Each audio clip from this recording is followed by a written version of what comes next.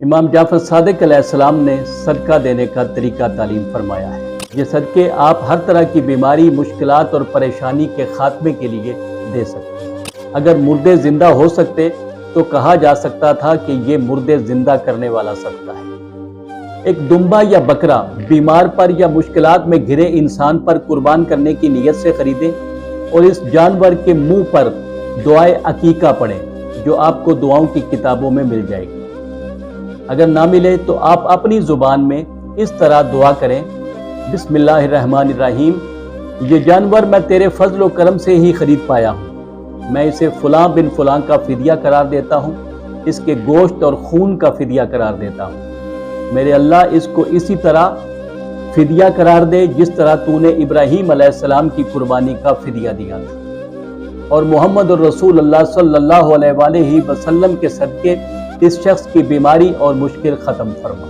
اس کے بعد 3 بار اللہ اکبر کہیں، بسم اللہ الرحمن الرحیم پڑھ کر یہ جانور چھت کے نیچے ذبح کر دیں۔ نیچے ایک گڑھا کھود رکھا ہو جس میں اس کا خون گرے۔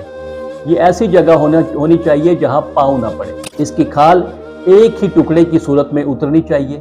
آنتیں وغیرہ زمین میں دبا دیں اور گوشت کے 57 شاپر بنائیں۔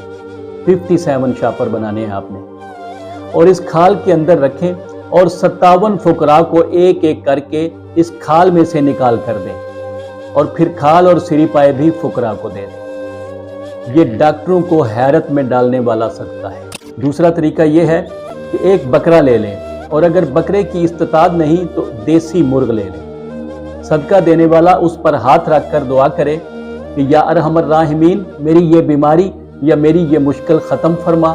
میں اس چیز کے لیے یا اس مشکل اور بیماری کی وجہ سے تیری پاک بارگاہ میں صدقہ پیش کر رہا ہوں، میرا یہ صدقہ قبول فرما اور مجھے اس بیماری یا تکلیف سے نجات عطا فرما۔ اس کے بعد اس مریض یا اس مشکل میں گھرے ہوئے انسان کی کوئی پرانی قمیض نیچے بچھائیں اور قبلہ رو اس جانور کو اس قمیض کے اوپر ذبح کر دیں۔ جب جانور ٹھنڈا ہو جائے تو اس کے بال اور پر وغیرہ یا کھال وغیرہ نہیں اتارنی۔ اس ثابت جانور کے 60 ٹکڑے کر لینے آپ نے۔ 60 ٹکڑے کرنے کے بعد اسی کپڑے میں لپیٹ کر اس کو دریا یا کسی ایسے پانی میں پھینک دیں جس میں آبی جانور موجود ہو۔ تیسرے صدقہ کا طریقہ امام جعفر صادق علیہ السلام سے منسوب ہے۔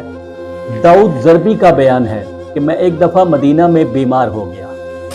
امام جعفر صادق علیہ السلام کو خبر پہنچی تو انہوں نے مجھے لکھا کہ 3 کلو گندم خرید لے، پشت کے بل لیٹ جاؤ اور گندم اپنے سینہ پر ڈال دو، پھر اٹھ کر اس گندم کے 4 حصے کر لو اور 4 فقیروں